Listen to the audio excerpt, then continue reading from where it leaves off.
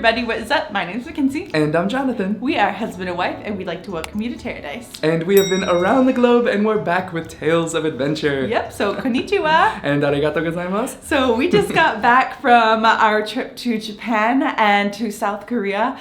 Jonathan was in his best friend's wedding over in South Korea, and he got to wear a traditional outfit. It was a traditional wedding. Yep, so here's some pictures right here of Jonathan looking awesome. That hat was kind of small. Yeah, it's a little small for your head, but I think you pulled it off. But in addition to that, it also happens to be Asian American Pacific Islander Month. So we're also going to do a deep dive into one of our favorite artists who also happens to have Japanese descent. So we'll be talking about that.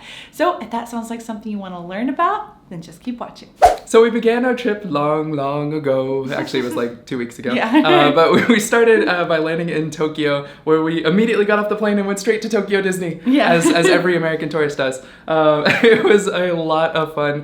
We got some amazing food there. Really kind of interesting. It was the 40th anniversary for the Disneyland park, and people were very into the collecting of the 40th anniversary pin, like not pins, they actually no pins did not just catch on there. Like merchandise, just like exclusive merchandise that was being sold on this day. Yeah, you needed a reservation to get into the store, but Space Mountain had a 10-minute wait. Yeah, that was pretty wild. Yeah, so that was really interesting, and that was like our first insight into Japanese culture. And you say American tourists, like I think we were the only like Westerners there in the park. There were very few. Yeah, I think it was like an off week too, where there weren't a lot of people traveling. Yeah, so we actually learned a lot about Japanese culture there, which was really interesting. And then after we went there, you can message me on Instagram if you want to find more details about Tokyo Disney. I will talk to you about it. So after we went there, we went to Tokyo and we got to go into a board game store, and we went to a board game store called Yellow Submarine. Yeah. Now, what was the name of the building? It was pretty famous, the building that was located yeah. So it was in the neighborhood of Akihabara, which is like this big, like, anime is big there, a lot of the minis and models and collectibles. Also, the building we were in, if you've seen Steins Gate, the anime, is like the building where the time machine crashes into it. So that was kind of cool. But it was weird. It was an entire building of just hobby stores, which I don't think I've seen that many square feet of just like card games and board games and models and stuff. Yeah. It's pretty cool. It's really cool. So we went way up to one of the top floors, and there was a big board game section, and it was so cool to walk around all the aisles and everything and see some of our favorite games in Japanese, and see like people going off the shelves. And I asked about a couple games, like, oh no, we sold out, so I know people are picking up these games.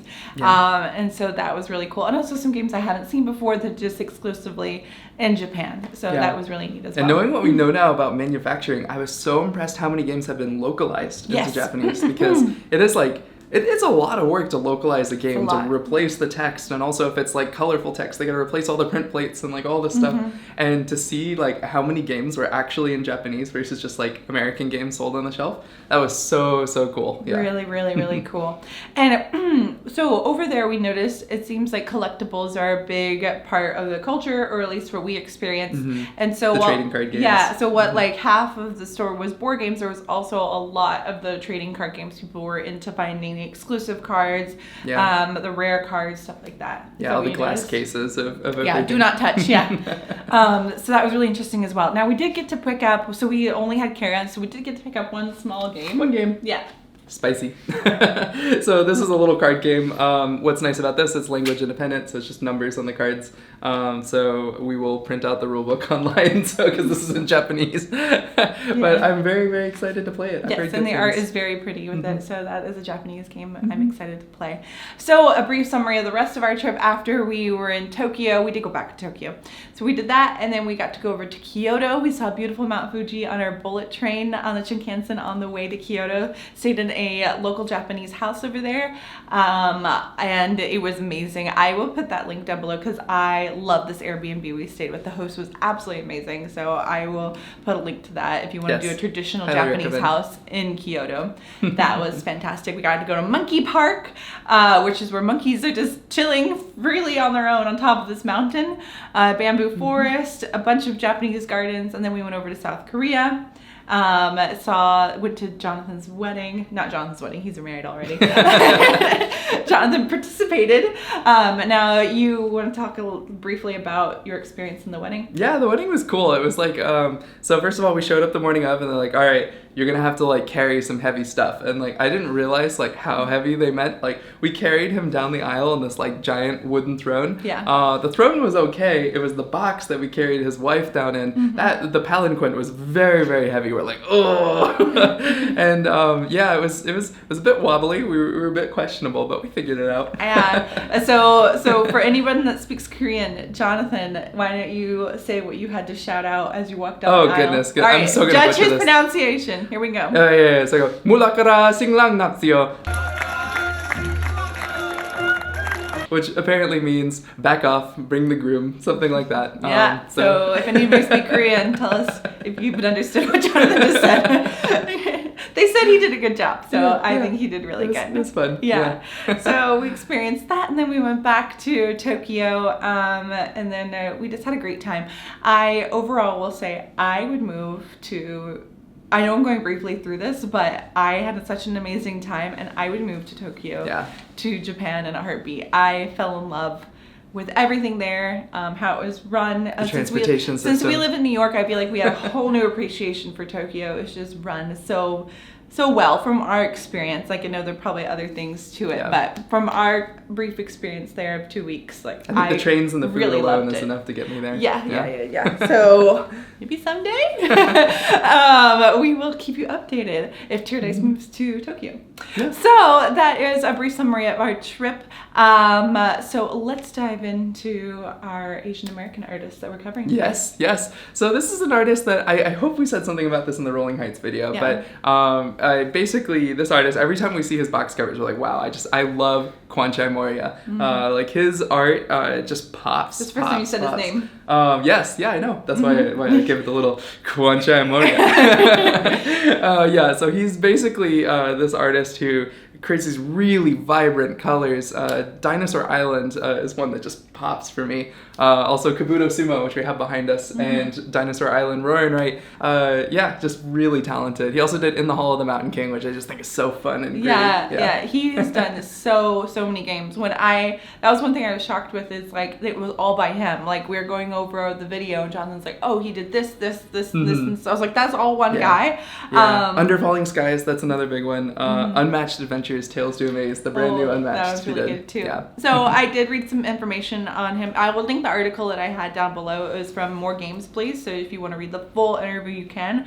But he was born in New York City. That's where we are. To a Japanese father, and his mother is from Thailand. But he said he spent most of his life over in Chicago and LA. And he got his start. Well, first he majored in history, and then decided, nah, it's not for me, and went back and got his bachelor's in art.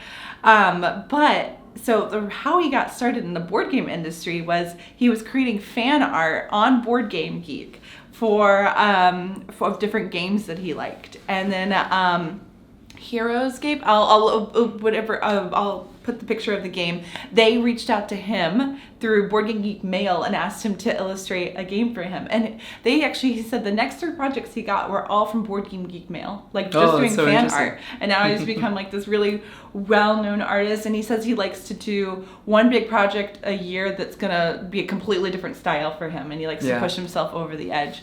Cool. But yeah, he's a very talented, very diverse artist. Really, really cool. Yeah, so you want to highlight any of the other games happening back here? Oh yeah, it's mostly for background, but some games that are Japanese inspired or have Japanese designers. Onitama, I'm absolutely a huge fan of this 2-player game. You have these little chess-like pawns, and the way you move is based on these cards that you have to pass to your opponent. So you're changing which ways you can move and which ways your opponents can move, which is fun. And then we got Oink Games up there in the corner, who did Scout and Startups. Great little card games. Scout is my most played game ever at this point, I think. Yeah, I think so. 40-some games at least, 50 games. And they're a Japanese-based publisher? Yep. It's Japanese-based? Yeah, big fan of them. Yep. All right, so that is a summary of our trip into Japan. I forgot one. I forgot one. Okay. Cat in the Box. Oh, So yeah. Cat in the Box is also by a Japanese designer, also by a Japanese studio, and looks like a Japanese illustrator as Wow. well. So this is a great little trick-taking game where you play cards and you say what color they are. They're all in black and white, and every color can only be claimed once, for each card. And it's a really cool little trick-taking game. You can back yourself into a corner really easily. I really like diving fun. into Asian American Pacific Islander Month because it really got me thinking how influential, like, especially the Japanese market has been on board games. Like, really neat style, neat designs. Like, it's been like super, super fun. I never noticed like how diverse it was. So that is our coverage of our trip to Japan and South Korea, as well as highlighting one of our favorite board game artists. I'll put links to everything you want to know down below, and just message me if I missed something. But as always, thank you so much for watching. We are happy to be back from our trip and happy to show a lot more videos to you. If you like this video, make sure to like and subscribe and hit that notification bell so you can know whenever we put out a new video. And we'll see you next time. Happy playing.